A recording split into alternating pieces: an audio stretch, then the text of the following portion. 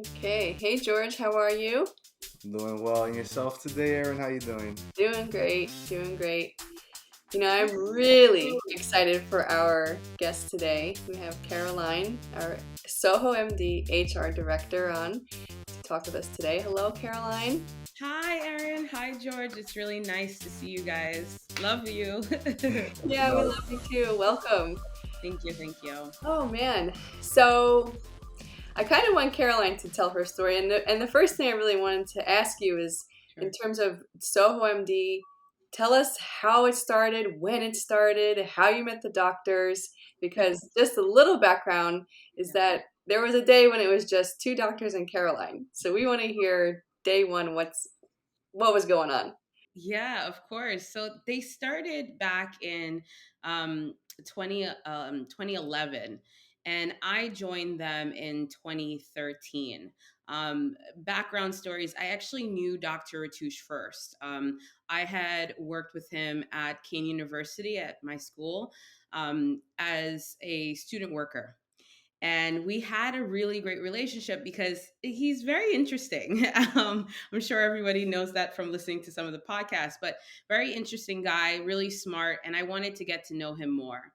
And I was graduating, and he offered me a job. He saw how hard I was working, and he was like, "Hey, do you want to come work with me?" And I said, "Yeah." He had two offices in New Jersey and one in New York, and I always thought, like, hey, if you make it in New York, you can make it anywhere. And so, yeah, he hired me with Dr. Jospitre. I went in, I studied everything about Dr. J, thinking I had an interview. And the day I went in, he was like, "Hi, how are you?" I said, "Hi, I'm good, Dr. Jospitre. Are we ready for the interview?" And he said, "There's no interview." I said, "Really?" And yeah, he basically said, he's like, once Dr. Ratush says that you're good to go, you're good to go.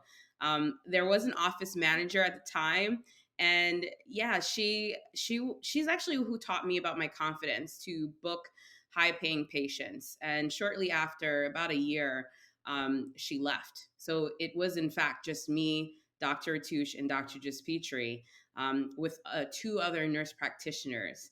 And we knew that we had to grow something. They would talk about this kind of futuristic plan of telemedicine.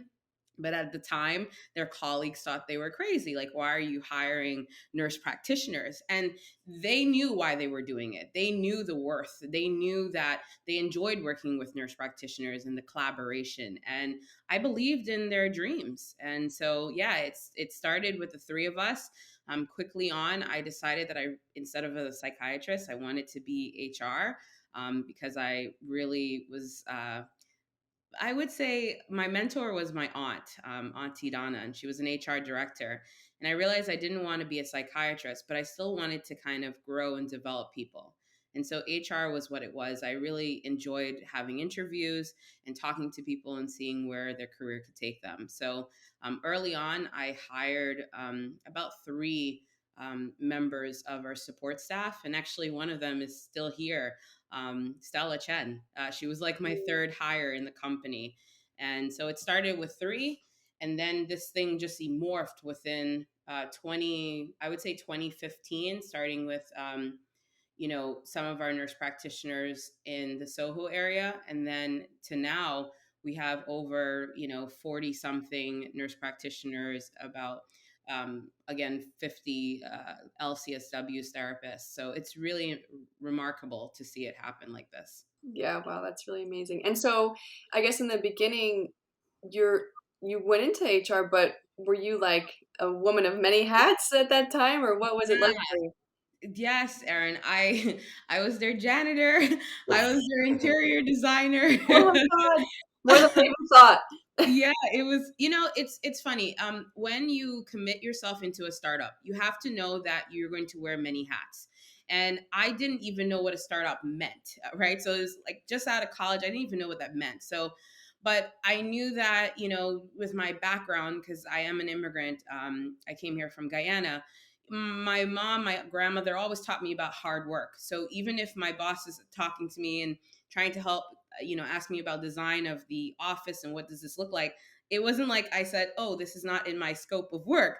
I said, "Yeah, let me help you." And I thought it was interesting and exciting. So yeah, I cleaned because for me, taking pride in the work that you do, I need to have a clean space. So I cleaned, I hired, I was their interior designer, so they used to allow me to order stuff. Oh my god, shout outs to IKEA. um, Dr. Ratush and I, and that's the cool thing, Dr. Ratush, Dr. J, they were getting their hands dirty as well, so they went with me. We went to IKEA. Dr. J would, order the get the storage spaces so that we can make sure we have all the equipment that we had, and it was really cool. Yeah, it was a really great experience, and now I can say that I know the ins and outs of a startup. Yeah, and so, obviously SohoMD is a mental health, telepsychiatry, teletherapy company. So, we assume that, or I just know about you that mental health is important to you besides just like your work. So I am curious to hear a little bit more, like just that, how working for a mental health company, how you feel about it and what that has meant to you. Yeah. Thank you, Erin. Mental health has always been something that's very important to me. Um, I I think that there were times, even in my childhood, I would say, where I felt like women weren't always seen and their voices weren't always heard. And I wanted to make sure that I changed those barriers, like in terms of generational barriers, right? And limitations. So it's always been a thing when I'm talking to friends very early on, even in high school. It's like, do you have a therapist? Like, should we, depending on what the circumstances are, who do you, who's your mentor? Who do you talk to? But I think most people don't know. I was in high school saying that, but I wasn't necessarily practicing what I was preaching. I didn't have a therapist. I didn't go to anyone. It's not until Soho MD. Now I've learned tools to how to advocate for myself, when to speak up and take the initiative. I've learned to listen, listen to my body, listen to know, when I need a break from work, when I need to take time to just sit back and relax. I've learned to empathize with other people. So therapy has really taught me really great tools. And yeah, mental health was always important to me, but I think it became even more important to me when it hit me at my front door and I needed to resolve my troubles. I'm interested in having a growing company that is constantly growing, hiring, and trying to help out as many patients as possible. Ultimately, how do you balance wanting a lot of efficiency within a practice and growth, but also cater to your staff's mental health? Great question, George. With the growth of this company, it did become very apparent that um, the way in which I was able to insert myself in each department very seamlessly is harder now because there's so much people. um, and so, what I like to do, the first thing we did was we hired more members of HR, right? So that was the first thing because people is still very critically important to me. And so it wasn't just about myself, it was about how do we create more people that are extremely empathetic and care about the people and the mental health part of our employees. So hiring members and training them was extremely important. Well, one question I have for you is like when considering um, people for a position here at this company or even just a leadership position, like what types of things are you looking for, in an employee and in somebody who has maybe a lot of potential to do well at a company like ours? Yeah, that's a great question. I look for kindness. I look for drive. I look for initiative. Um, we're looking for someone that, again, it doesn't necessarily have to be someone that checks off all the boxes, but they have to be willing to work on themselves. And so part of why I'm saying that is that within an interview, I want to hear your flaws, and I want to hear how you consider them and how you work through them. So I think those are really important things that we look for as the people are working. And commitment, of course, commitment. Are you willing to invest in yourself? I mean, one of the questions that we ask in an interview is, um, what do you do for self care? You know, what do you do? How do you take care of yourself? Because I think that's important as well. Yeah, yeah. It can be easy to dive head into work, and especially with like the work from home and everything that's been going on the last year and a half to 2 years. Self care, I feel like before the pandemic, many companies were hesitant to let their employees work at home, but then we found like working at home, people. I mean, we were doing it for a little while, but many people, I think, were working harder than ever. Yeah. Yeah. Yeah. Working from home. I mean, in the beginning, like you said, our company was already like 80% working from home. The doctors did allow us to work from home administrative support, but it wasn't every day. What I did notice, like you said, it's, um, people are actually working harder. Sometimes I think I've sent messages like, hey, please go to sleep. um, and so I think everybody had to learn how to get adjusted to it. Even myself, I had to learn to get adjusted to it. I will say though, I do miss seeing faces. I do miss having that bond in the office. I noticed like yourself, you started, you said you were doing like cashier stuff, front desk stuff, billing stuff at the practice. And then, now you're the director of HR, right? And then I look around some of the positions at the practice, that are directors or supervisors, managers, and I noticed that most of them came from the bottom of their department. We do hire in, and I notice a lot of them are also, we bring in solid members from the outside as well. Grateful to have them on the team. They made a great difference as well, but a great percentage of them I notice are also have started from the bottom of the department, whether it be clinical, administrative, financial billing, etc. So, is that something you feel that is done on purpose at the practice? Like, that's something you guys are trying to do constantly, or is it something that just kind of happened naturally? I think, George, to answer your question, I think it's certainly on purpose. And the reason why I say that is, we have this improvement plan process, right? And it's where you feel people and coach them and kind of understand where they're going and where they're headed to. I think that if someone is committing to you, an employee is committing to the company and investing their time, it's only right that the company invests back into the employee. So, for example, you start as a call center member, but your ultimate goal is to become a provider. Well, work towards that. What does that look like? What's your milestone plan? I usually like to tell people create a milestone plan where you can see incrementally 5 years of your life. So let's say you're sitting at 25 to 30. What does that look like personally and professionally? If I have in my ability to promote within the company and get you along the way of your career plan or your goals and aspiration, we want to do that. We want to reward in that way. It takes work, and we'll give you the tools to do the work, but as long as you do the work, yeah, we you actually see a progressive movement towards getting to your ultimate goal, maybe of being a psychiatric nurse practitioner or a psychiatrist. It isn't by mistake, George. That's my point. I like to really see the members that started as support staff grow into their own and become managers and directors. Because the cool thing is, they've worked in all different facets of the company. So they can actually provide the help and the guidance that's necessary.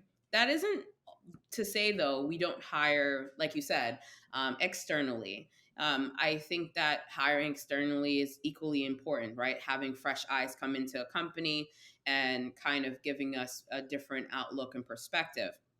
But if we all can, to invest back into the employees that have been committed here, we certainly will. And then, Caroline, I've heard you also mention, about your confidence, and you've developed your confidence and things like that. So, I want to know, what are some inspirations you've had? It could be direct inspirations or like general inspirations, books or resources that you felt have helped you along that path. That's a great question, George. I still sometimes struggle with my confidence. So that's not something that it just goes away. um, it's something that you have to keep working on. But like you said, early on, my confidence arose with Dr. Jospitre and Dr. Ratush. They always talked about how well I was doing. When it became a thing where we were hiring more people, they used to say good job, and or they would say like, I would fight over a title. I'm like, I don't know what my title is here. I'm like doing all these different things. Like, I don't, am I really administrative staff? What's the title? And I remember Dr. Ratush saying, don't worry about the title. You can do it all. And that's the beauty. And that built my confidence because I'm like, wow, I can do it all. But my inspirations, George, is certainly my grandmother came here in the 1980s and decided single, like literally single woman. She had divorced and came to this country, didn't have much money, worked three different jobs, and came to this country, filed for seven people to come to the United States.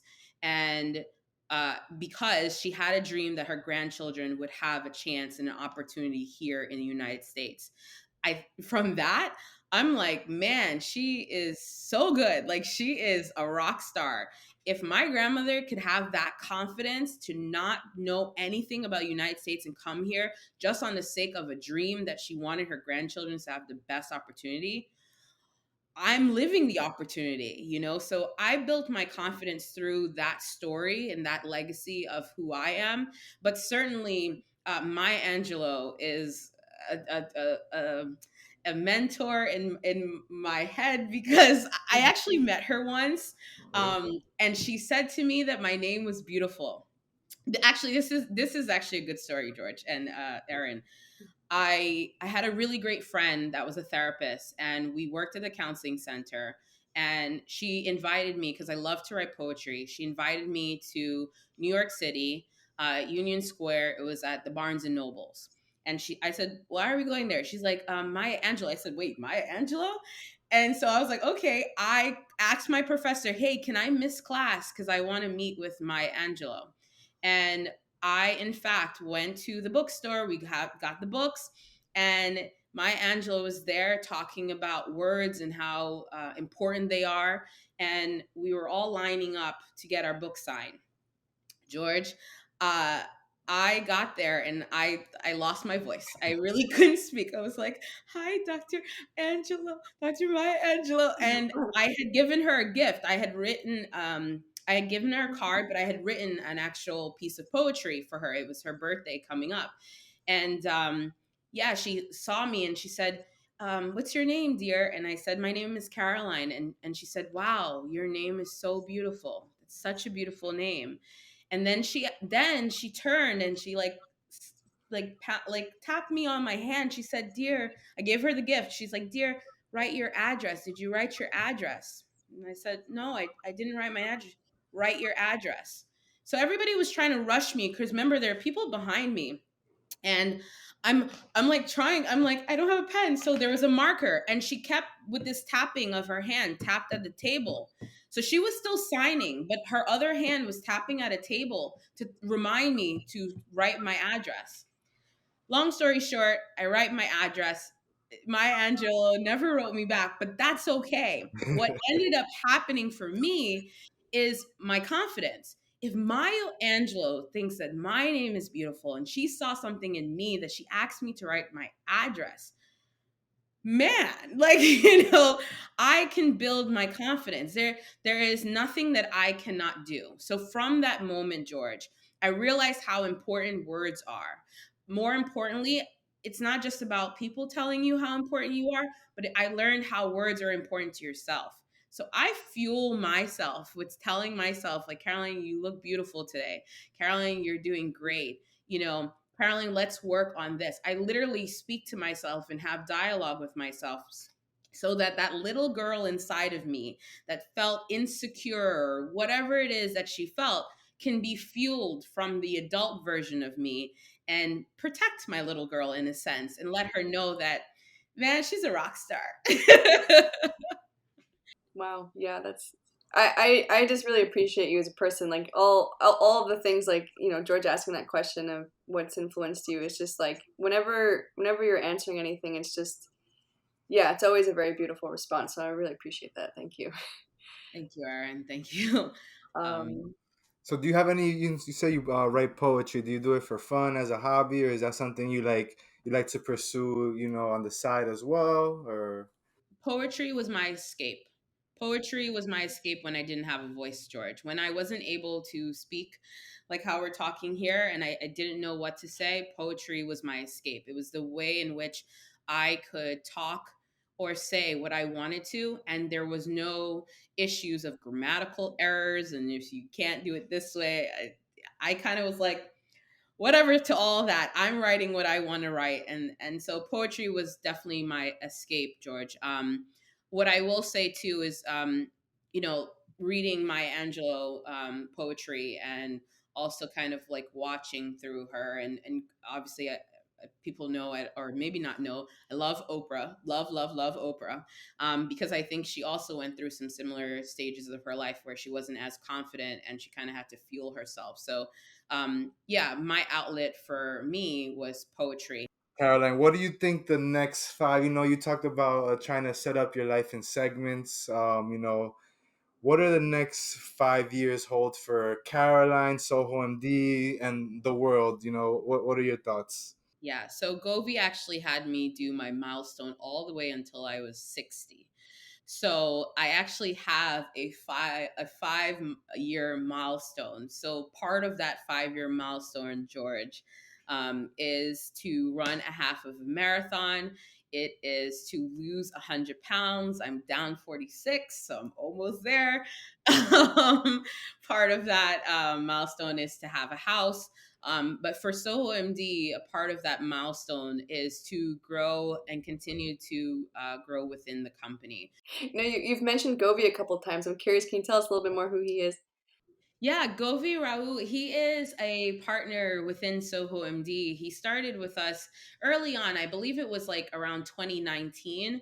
And Dr. Jospitre and Dr. Ratush have a great relationship with him, brought him on to really help guide the teams, and how to really build our infrastructure where we have these departments, and they literally are almost like a tactical team where it's a well organized machine that runs really well. And if something isn't running really well, we have the particular people, leadership members, to understand the scope of what's going on and how can we fix it. So Govi has been instrumental in the work of all of the company, but I would really say he's really invested his time into the support staff members of part of the admin, and also into me. He really has taken his time and talk with me, and kind of mentor me. And I'm very grateful to Dr. Ratush and Dr. Jaspitri, allowing that relationship, because it really has lifted me up professionally to continue to be a part of this team, and give more of myself here. Yeah. So I wanted to ask some HR kind of related questions, Caroline, Sure. just to give maybe some guidance, for people out there maybe looking for to change employers, or looking for a different route. Like, what are some general tips you would give people maybe for interviewing or resumes, or just looking for jobs? Sure. Great question, George. Interviewing, know who you are. Know who you are. And if you don't, learn who you are. um, because in the interview, yes, we want to know your capabilities, and we also want to know how you would match within the company. So if you're the right fit, but your employers also want to hear what are your flaws, and like I said before, how do you take that flaw and kind of work through it, because no one here is perfect. My other tip for people, I love to say, it's your resume. I know everybody wants you to do 1 page resumes. Um, if the experience is relevant, it's okay to do 2 pages, um, as long as it's relevant. Um, Again, my other suggestion for interviewing and just growing, do your 5 year milestone plan. Plan it out. You don't have to do it till you're 60. I recommend it because it actually really helps you, but at least do it within the next 10 years, and put in there what you want to do professionally and where you want to see yourself, and then also put in there personally, because you'll see sometimes it actually will coincide, or sometimes it could be really the opposite, and then you kind of have to work around it. So those are kind of my tips. Also look within the market. So what I mean by that is, throughout the United States, there's been a lot of changes. So as we know, like Apple right now is they're building a headquarters here in North Carolina. Looking at that market, do you want, what do you want to do? Like, are you, if you're moving, a lot of people during the pandemic were moving. Make sure that where you're moving, your employers um, are allowing you, in terms of keeping your position, to move. That's number one. Number two is look at the market of where you're living. What's the cost? What are they going to pay you if you are going to move there? Are you still going to get paid, your salary, or is it going to decrease because of where you move? So those are things to, that, quickly think about and look at. Those are my tips and tools. Perfect. You know what kind of surprises me, that you only have a plan until 60. Like, why'd you stop at 60? Great question, George. I think, at 60, I'm like, when I got to 60, I'm like, I don't know what else I want to do. I mean, the 60 plan, the 55 to 60, I think if I have those goals, I can cruise throughout the rest of the year. That's funny, George. I love that. Something to think about. Oh well, Thank yeah. you. I think we had like a great discussion today. I don't know. Do you have any like final thoughts or tips? There has been a lot of changes. There's been a lot of death. There's been so much of changes within people's personal life and even professionally. I think it's just important to listen within yourself. So if you always wanted to do something, do it. Do it this year, this new coming year. Just do it. Don't think about it. Don't ask anybody about it. Just do it. And I think that's my go-to for 2022. Do whatever feels good for you, and don't let the other noises fill in. Just listen to your inner self. That's really wonderful. Thanks, Caroline. Thank Man, you, it's Erin. been so nice having And you on George. today. Thank you, man. This has been cool. This has been really cool. I was nervous, but talking to you guys, I'm not nervous, and it's just been a blessing to speak with you both. So thank you so much for the time and the opportunity. Yeah, thank you so much, Caroline. Cheers. All right, George. Happy Thank you holidays. guys. Have a good one. Say to you. Bye. Bye.